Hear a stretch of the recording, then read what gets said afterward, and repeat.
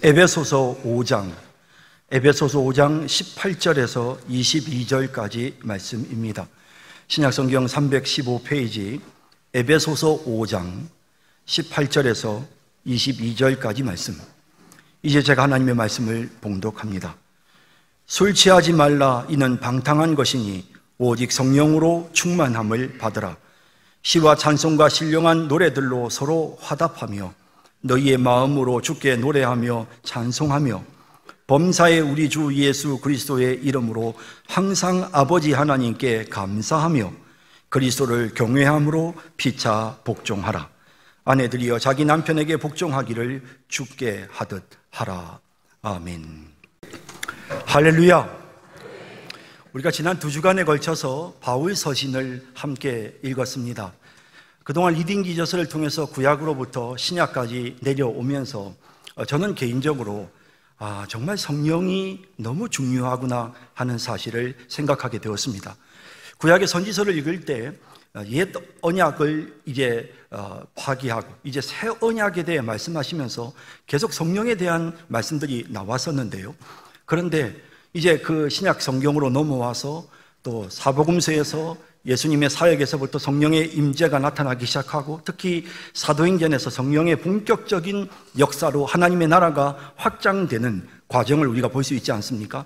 그리고 뿐만 아니라 바울 서신으로 넘어와서 로마서부터 시작해서 이번 주간 우리가 골로새서까지 성경을 읽어가는 과정에서 계속해서 느끼는 것은 성령이 가장 중심에 있다는 사실을 깨닫게 되는 것입니다. 그래서 저는 마치 예수 그리스도의 십자가의 은혜로 만들어진 정말 그 완벽한 설비가 정말 그 설비를 움직이는 엔진, 그 설비를 움직이는 동력이 바로 성령이구나라는 사실을 더 많이 깨닫게 되었고요. 그래서 오늘도 제가 여러분들에게 성령에 대한 이야기를 좀 더 말씀을 드리려고 합니다. 구약시대 이스라엘 백성들은 하나님과 언약을 체결했습니다. 그때 하나님은 이스라엘 백성들에게 너희는 내 백성이 될 것이라 하셨고 이스라엘 백성들은 저희가 하나님을 우리의 하나님으로 섬기겠습니다. 그뿐 아니라 우리는 하나님 나라 백성으로서 하나님 나라의 법을 지키겠습니다 라고 언약했습니다. 하지만 우리가 잘 아는 것처럼 그들은 근본적으로 하나님을 하나님으로 섬기기를 원하지 않고 우상을 숭배했고 탐욕을 숭배했고 그리고 하나님 나라의 백성으로서의 지켜야 마땅한 하나님 나라의 율법도 그들은 지키지 않았습니다. 결국에 언약은 파기되고 말았고 하나님은 결국 그들을 떠나실 수밖에 없었습니다. 자비로우신 하나님은 그것으로 끝내지 않으시고 이제 새로운 언약을 체결하셨습니다.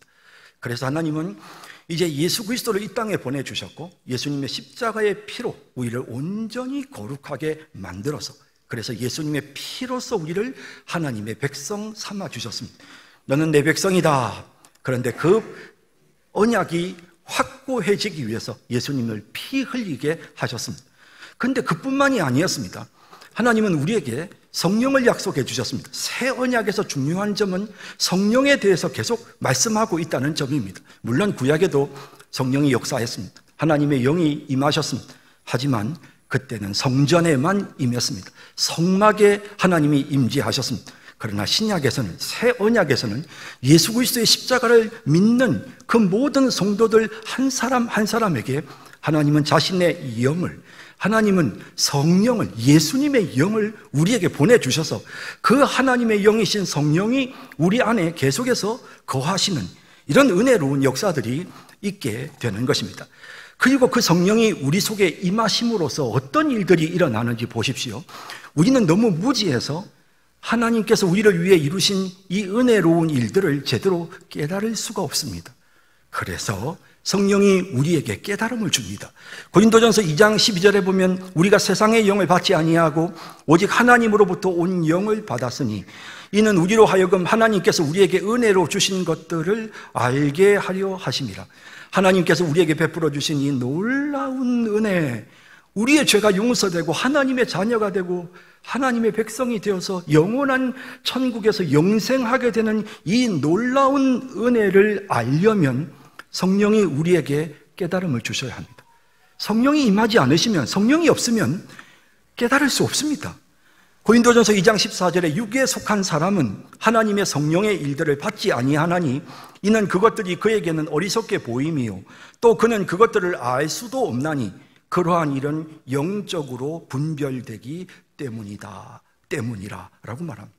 성령이 임하지 않으시면 우리가 아무리 사람들에게 예수님에 대해서 이야기하고 하나님 살아계십니다, 하나님이 천지를 만드셨어요, 그리고 하나님이 자기 아들 이 땅에 보내셔서 우리 죄를 대신해서 십자가에 못 박혀 죽게 해주셨어요. 그 예수님 때문에 우리 죄 용서받고 이제 우리가 하나님 자녀 되고 천국 백성 된답니다. 아무리 이야기를 해도 성령이 역사하지 않으시면, 그에게 성령이 임하시지 않으면 분별하지 못합니다. 깨닫지 못합니다. 그래서 성령을 하나님께서 우리에게 보내주시는 것입니다. 이 무지한 우리가 이 사실을 깨닫고 믿을 수 있도록 하기 위해서 하나님께서 성령을 우리에게 보내주신 것입니다. 성령이 우리 속에 역사해야만 우리는 예수님을 주님이라고 부를 수 있습니다.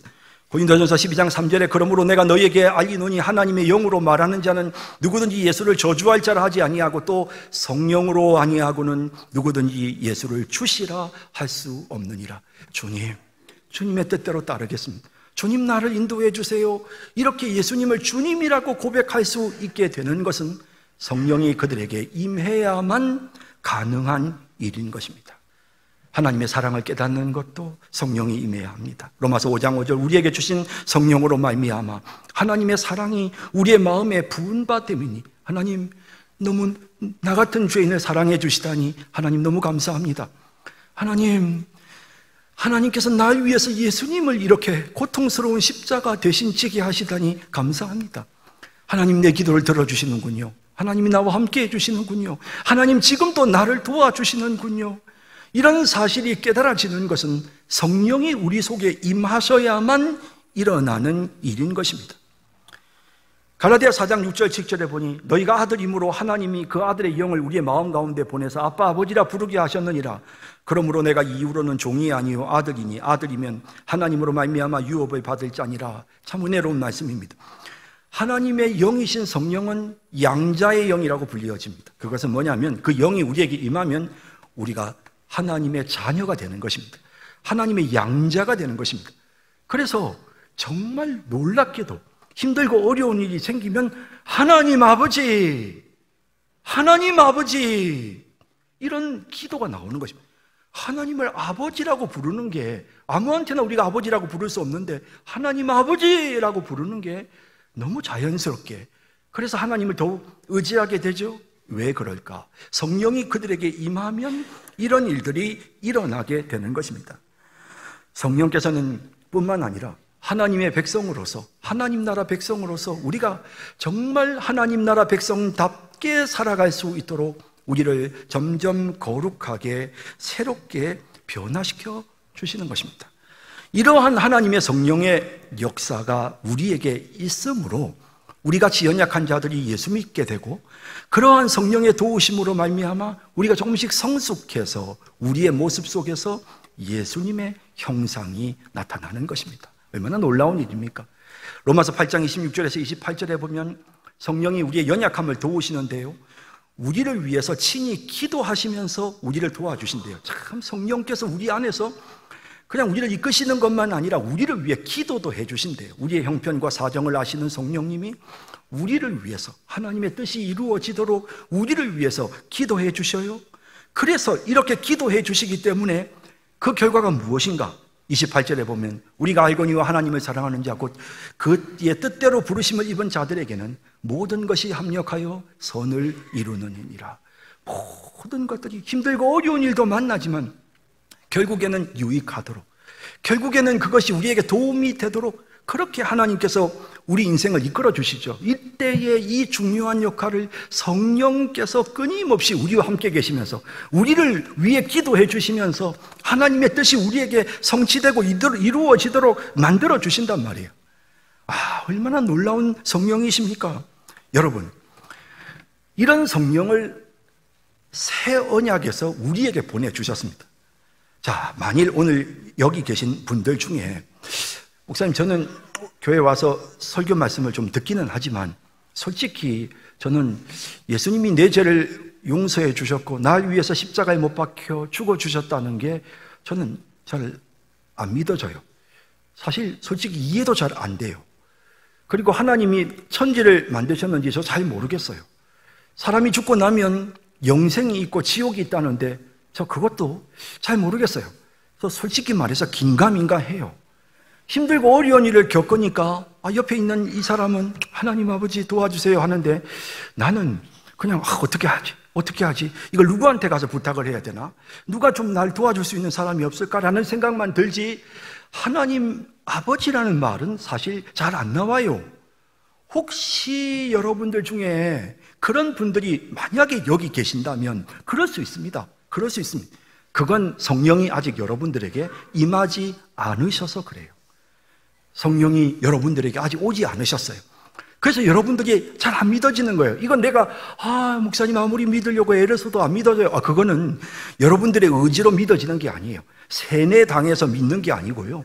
성령이 우리로 하여금 믿어지게끔 만들어 주시는 거예요. 그렇기 때문에 여러분들이 안 믿어지는 것은 여러분 탓이 아니고 성령이 여러분들에게 지금 임하지 않으셔서 그래요. 믿고 싶습니다. 전 믿어야 되는데 성령님 내게 역사해 주세요. 믿을 수 있게 해주세요. 성령님 나에게 와주세요. 그래서 정말 저도 예수 좀 믿게 해주세요. 마음속에 믿음이 생기고 하나님의 사랑도 깨달아지게 해주세요. 여러분 이런 기도가 필요한 것입니다.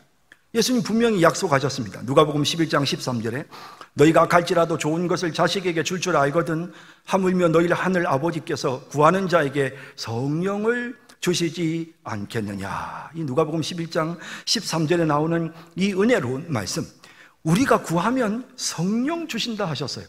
여러분 성령은 사모하는 마음이 있으면 주십니다. 오늘 여기 계신 우리 성도님들 중에서 방금 제가 말씀드린 것처럼 아직도 긴가민가하고 하나님 아버지를 찾지 않는 분들이 계시다면 오늘 이 시간 성령님 내게 임해서 믿어지게 해주세요. 저도 믿고 싶어요. 이왕 교회 다니는데 저 이왕 교회 오는데 좀 믿어서 막 하나님의 은혜도 깨닫고 하나님의 사랑도 좀 체험하면서 그렇게 살고 싶어요. 그러니 제게 성령을 보내주세요. 목사님이 성령이 있답니다. 성령이 임하면 예수 믿을 수 있다고 하니 성령님 내게 임해주세요. 이렇게 기도하면서 성령의 임재를 체험하는 그런 분들이 되시기를 꼭 바랍니다. 자, 이제 다른 이야기로 넘어갑시다. 사실 우리는, 여기 있는 우리 대부분은 제가 볼 때는 99% 다 성령이 이미 우리 안에 임하셨습니다. 로마서 8장 9절에 누구든지 그리스도의 영이 없으면 그리스도의 사람이 아니라고 했습니다. 우리는 그리스도인이고 이미 성령이 지금 우리 안에 계시는 것입니다. 예, 성령이 우리 안에 이미 계셔요. 그러면 성령이 이제 우리 안에 계시니까 다 됐네. 그러면 이제 아무것도 성령과 관련해서는 우리가 아무것도 또 성령이 계시는데 성령님이 나와 함께 계시는데 예수 믿도록 만들어 주셨고 그리고 성령이 나를 위해 기도해 주시고 그럼 됐네 여러분 그렇게 생각할 수 있습니다.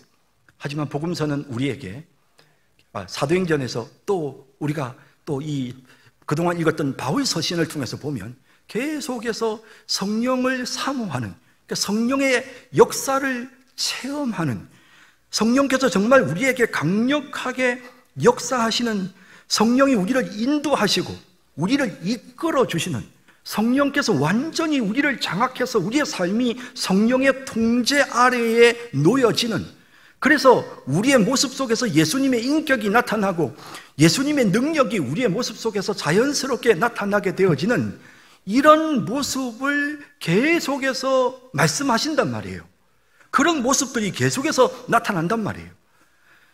성령 충만함에 대해서 우리가 누가복음을 읽어보면 거기에 세례 요한의 부모가 사가랴와 엘리사벳이 성령 충만하니까 그 태중에 있는 아기 세례 요한도 성령 충만했다, 그런 내용이 나오고요. 예수님의 제자들 사도행전을 보면 성령 충만했습니다. 베드로도 바울도 바나바도 성령 충만했습니다. 초대교회 7 집사들도 역시 마찬가지로 다 성령 충만했습니다.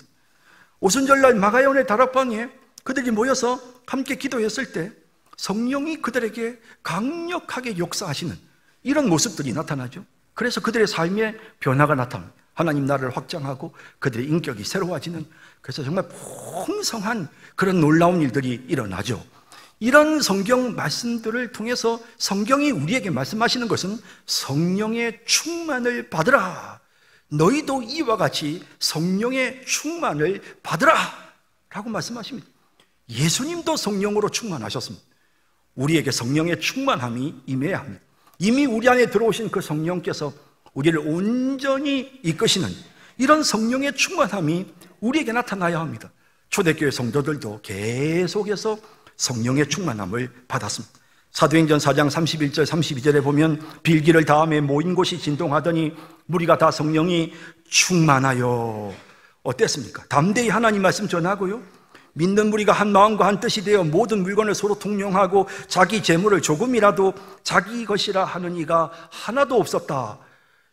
욕심을 내려놓게 되고요, 자기 욕심을 통제하는 힘이 생기고요, 사랑을 실천할 수 있는 의지가 생기는, 성령이 충만하니까 이런 일들이 일어나는 것입니다. 성령이 충만하면 성령 속에서 어떤 일이 일어나느냐? 로마서 14장 17절에는 하나님의 나라는 먹는 것과 마시는 것이 아니요 오직 성령 안에 있는, 성령 안에 뭐가 있느냐면 성령이 우리 속에 충만히 역사하시면 우리에게 의의가 나타나요.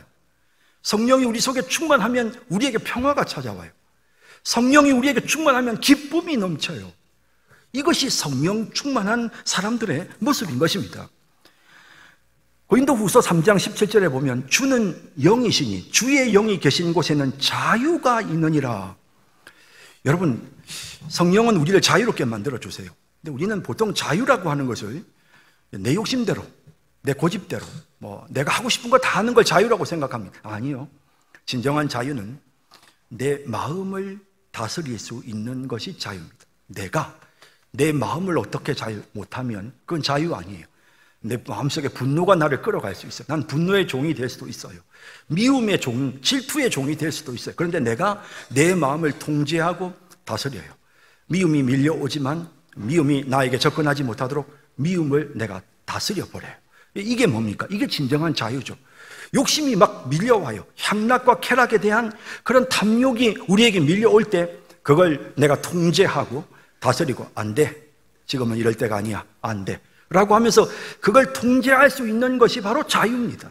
이런 자유가 성령이 우리 속에 임하시면 이런 자유가 우리에게 나타난다. 성경이 이렇게 말씀하세요. 성령이 충만하면 우리가 자유로워집니다. 성령이 역사하시면요, 우리의 모습이 예수님의 모습으로 변화돼요. 우리가 주님을 바라보고 주님을 생각할 때 놀랍게도 우리가 주님의 모습으로 이렇게 변화돼요. 주님의 형상이 우리에게 전이가 돼요. 우리 주님의 그 인격과 능력이 우리에게 전이가 돼요. 어떻게 가능하냐? 성령이 역사하셔서 가능합니다. 고린도후서 3장 18절에 우리가 다 수건을 벗은 얼굴로 거울을 보는 것 같이 주의 영광을 보매 그와 같은 형상으로 변화하여 영광에서 영광에 이르니 곧 주의 영으로 말미암으니라. 성령이 역사하시니까 영광에 이르게 합니다. 주의 영광이 우리의 영광이 되게 하는, 그래서 우리 속에 그리스도의 형상이 나타나는 얼마나 놀라운 일입니까? 이런 놀라운 성화의 역사가 주의 영이신 성령이 우리 속에 충만히 역사하심으로 나타나게 된다는 것입니다. 당연히 성령은 예수님의 영이심으로 예수님의 인격이 그대로 우리에게 나타나죠.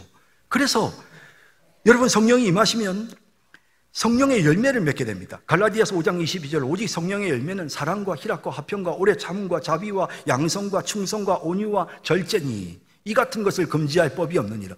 이런 아름다운 인격의 모습, 예수님의 인격이 우리의 삶 속에서 자연스럽게 나타나게 되죠. 성령은 또한 우리에게 인격적인 열매만 맺게 하시는 것이 아니라 성령은 우리 속에서 능력 있게 사역할 수 있는 은사를 주세요. 그래서 이런 은사에 대해서 고린도전서 12장 7절에 각 사람에게 성령을 나타내심은 유익하게 하려 하심이라 라고 말씀합니다. 성령이 우리 속에 역사해서 우리를 유익되게 만들어 주시죠. 성령의 은사가 우리에게 나타나면 에베소 4장 12절에는 이는 성도를 온전하게 하여 봉사의 일을 하게 하며 그리스도의 몸을 세우려 하심이라 라고 말씀합니다. 성령이 역사하셔서 우리에게 온전한 자가 되게 만들어 주시고, 성령이 우리 속에 역사하셔서 봉사하고 섬길 수 있도록 해주시고, 성령이 우리 속에 역사해서 교회를 든든하게 세워나갈 수 있는 이런 역할들을 하게끔 만들어 주시는 것입니다. 오직 성령이 너희에게 임하시면 너희가 권능을 받고 예루살렘과 온 유대와 사마리아 땅끝까지 이르러 내 증인이 되리라. 하나님 나라를 확장하는 그런 도구가 될 수 있는 것입니다. 그래서 성경은 우리에게 성령의 충만을 받아야 한다고 말씀합니다. 오늘 우리가 읽은 본문 에베소 5장 18절에 보면 술 취하지 말라. 이는 방탕한 것이니 오직 성령의 충만함을 받으라. 너희가 이미 성령이 임하였으나 거기에 만족하지 말고 오직 성령의 충만함을 받아라. 성령이 너희를 이끌어가게 해라. 성령이 너희를 전적으로 지배하게 만들어라. 성령이 너희를 통제하시는 그런 상태에 이르도록 성령으로 충만함을 받아라 라고 말씀합니다. 그러면서 또 술 취하지 말라. 이 에베소라는 도시는 이렇게 술의 신이었던 그 바쿠스를 이렇게 숭배하는 그런 그 도시였습니다. 그러다 보니까 이 사람들은 그 신과 이렇게 그 신의 임재를 위해서 또 그 신의 어떤 그 뜻을 깨닫기 위해서는 술을 마셔서 술이 취해야만 그게 가능하다고 생각하면서 그 사람들은 아주 보편적으로 술이 취해 있는 그런 도시였습니다. 그렇게 하지 말고 그렇게 하는 것은 방탕한 것이다. 이 방탕이라는 이 단어가요, 이 사람을 아주 무가치한 존재로 만든다는 뜻입니다. 무절제한, 자기를 망쳐버린다는 뜻입니다. 이 방탕이라는 말의 뜻은 짐승이 되어버립니다. 사람이 술 취하면요 짐승이 돼요. 술 때문에 인생을 망치는 사람들이 생깁니다. 그 사람에게서도 완전히 다른 인격이 나타나게 되는 것입니다. 이런 거 하지 말고, 이런 것으로 채워지지 말고 성령으로 충만함을 받아라. 성령으로 채워져야 된다. 성령으로 채워져야 된다 라고 말씀하고 있는 것입니다. 자, 그런데 오늘 우리가 읽은 본문에 보면 성령으로 충만하라라고 하는, 성령으로 충만함을 받으라라고 하는 이 충만함을 받으라라고 하는 이 헬라어 단어가, 이 동사가, 여러분 이 동사가 이게 명령형이고 주동사입니다. 그러니까 이것이 가장 핵심입니다. 자, 그리고 나서 그 다음에 이어지는 지금 19절부터 22절까지 말씀 제가 같이 함께 읽었는데요. 이게 뭐냐면 이 성령의 충만을 받으라라는 이 동사를 수식하는 분사입니다. 현재 분사형을 쓰고 있습니다. 그냥 우리 성경에는 동사처럼 보이지만 사실은 이게 성령의 충만을 받음으로써 성령이 충만하여져서 그 결과 어떤 현상이 일어나게 되는가? 첫째 19절에 보면 시와 찬송과 신령한 노래들로 서로 화답하며 화답하게 됩니다.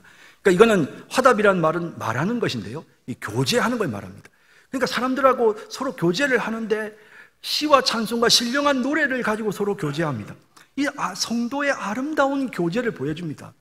이런 모습이 나타납니다. 성령이 우리에게 충만하게 되어지면, 그러면 우리가 다른 사람들과 사랑으로 교제하는 이런 아름다운 모습들이 나타납니다. 그리고 또 19절 후반에 보면 너희의 마음으로 주께 노래하며 찬송하며, 마음을 다해서 주님께 노래하고 찬송하는 것, 이게 뭡니까? 이게 예배죠. 하나님 앞에 감사합니다, 찬양합니다. 늘 주님 앞에 우리의 노래가 끊이질 않습니다. 성령의 충만함을 받음으로써 주께 노래하며 찬송하게 됩니다. 성령이 충만하면 우리에게서 이런 하나님 앞에 예배하는 모습이 나타납니다. 또 성령의 충만을 받으면 20절에 우리 범사에 우리 주 예수 그리스도의 이름으로 항상 아버지 하나님께 감사하게 되죠. 감사합니다, 감사합니다. 무슨 일을 만나도 감사. 하나님의 은혜입니다. 참 하나님이 도와주셔서 이렇게 되었습니다. 하나님의 은혜입니다. 감사합니다. 감사가 넘치게 되죠. 성령이 충만하면 그 결과로 나타나는 이 현상입니다. 그리고 마지막 네 번째는 21절 22절에 그리스도를 경외함으로 피차에 복종하라. 아내들이여 자기 남편에게 복종하기를 죽게 하듯 하라. 피차 복종하라. 아내들 복종해라. 자녀들 남편 복종해라. 또 뭐 이런 그 자녀들은 부모에게 복종해라. 뭐 이렇게 상관들에게 복종해라. 이런 복종에 대한 내용들이 계속해서 그 다음에 이어집니다. 이런 성경 구절들을 통해서 우리는 성령 충만을 받으면 우리에게 어떤 현상이 나타나는지를 깨닫게 됩니다. 성령 충만을 받으면 이렇게 참 우리 교회 다니는 믿는 성도들과 자꾸 교제하고 대화 나누게 되고, 성령 충만을 받으면 하나님 앞에 감사하고 하나님 앞에 예배드리게 되고, 성령 충만 받으면 감사가 넘치게 되고, 성령 충만 받으면 그러면 복종하게 되는구나. 내 고집대로 막 주도하려고 하지 않고 복종하게 되는 거야. 예, 알겠습니다. 어린아이가 아저씨 이거 해주세요. 그래, 알았어, 해줄게. 그런 마음이 되는 것입니다. 자녀들이 뭐라고 해도, 남편이 뭐라고 해도, 아내가 뭐라고 해도 거기에 복종하는 그런 마음들이 생기는 것이죠.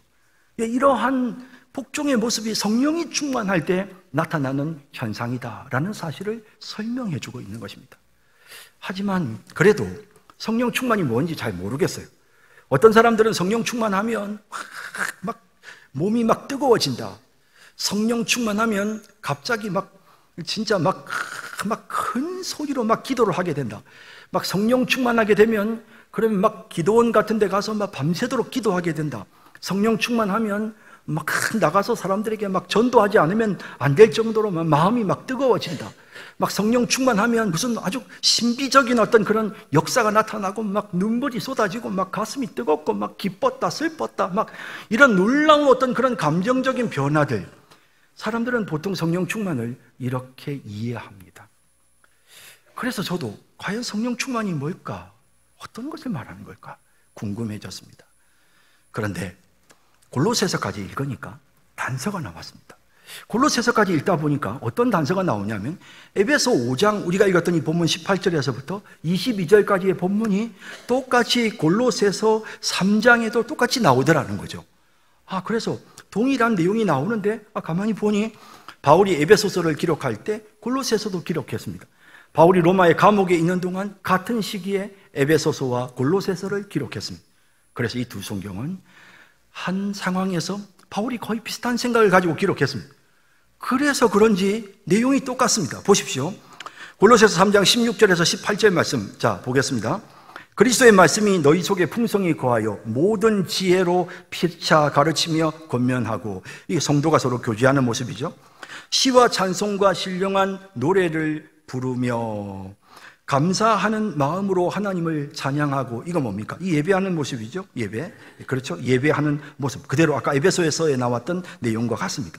또 17절. 무엇을 하든지 말에나 일에나 다 주 예수의 이름으로 하고 그를 힘입어 하나님 아버지께 감사하고, 하나님께 감사하는 이 모습, 앞서 에베소서에 나왔던 내용 똑같습니다. 아내들아 남편에게 복종하라. 이는 주 안에서 마땅하니라. 복종에 대한 내용 나왔습니다. 똑같습니다.